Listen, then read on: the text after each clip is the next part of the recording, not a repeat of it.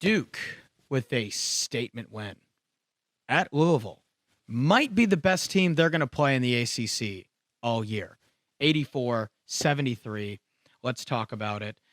Louisville was 10 of 21 from three in the first half. And those that truly understand the game are probably thinking, this is not sustainable. I'm not sure they can keep this up. I thought John Shire, even despite him going down in the first half, had an excellent game plan the entire game from the jump. Ali Khalifa made 4 threes. In the first half, Duke was leaving him open, thinking, he makes like 0.5 threes a game. If he makes it, we'll take it. And he kept making it. And John Shire kept daring him to make it, pretty much. In the second half, that wasn't able to continue. But another thing, this is what we call coaching right here. And this is what makes John Shire such an excellent coach. So, Sananda Frew, which is Louisville's big rim protector.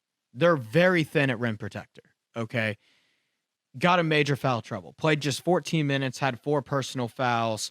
So I guarantee you, at halftime, with Duke down, John Shire pulled Cameron Boozer aside, pulled Caleb Foster aside, and Isaiah Evans and said, listen, attack the rim.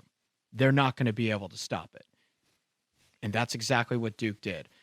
Caleb Foster and Cameron Boozer had 47 combined points, shooting 19 of 25 from the field, 76% for all you math nerds out there.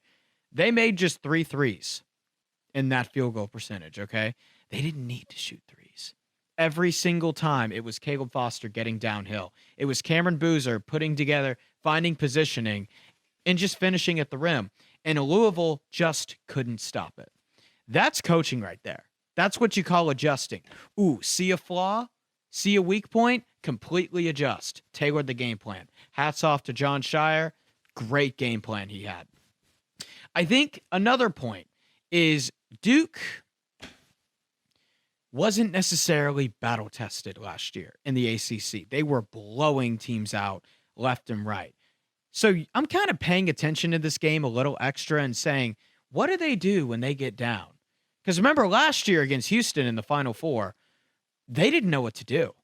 We'll call it how it is. It was a choke by a young team because they weren't battle-tested throughout the ACC. They were blowing teams out. So when they got into a close game, they kind of froze. This Duke team responded to adversity very well. And that's something to really keep in mind when you're looking at which young teams can actually win in March. But I think the number one question is for Duke, are they a tier 1 team in college basketball or a tier 2 team? Because there are some teams that are clearly separating themselves. You got Michigan, Arizona, and Iowa State. Those 3 teams are just straight up dominating people. And then you can put this team, this tier of teams in kind of a 1B range. Are they tier 2? Are they tier 1? I think Duke is right in that range. Okay. And here's what I think is separating Duke right now from being a clear tier 1 team as opposed to being on the fringe. Michigan, those teams that I listed, outside of Yaxel Lindeborg, you've got Merez Johnson, you've got Trey McKinney. That's 3 really good scoring options.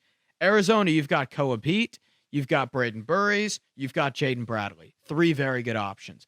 Iowa State, you've got Milan Momcilovic, Joshua Jefferson, and Taman Lipsey. For Duke, outside of Cameron Boozer, who's going to be that guy? Could it be Isaiah Evans? I think it can be Isaiah Evans. He's shooting 34% from 3, not where it was last year. I think he's a great shooter, better than the percentages state. He's got sort of like a Ray Allen release. It's kind of flat, but it's really pure. Caleb Foster, he could be that guy. He's shown a lot of improvement. Remember last year, he struggled to shoot from 3. You're talking about a 40+% three-point shooter now. So what happens if Cameron Boozer just has an off night? If he plays against a team that just matches up against him perfectly, like Houston or an Iowa State or Arizona, who's super big in the interior? That's a huge question. And right now, if Duke wants to be fringe to undisputed tier 1, which I think they can get to that by the end of the year, they need a second guy to step up and be consistent.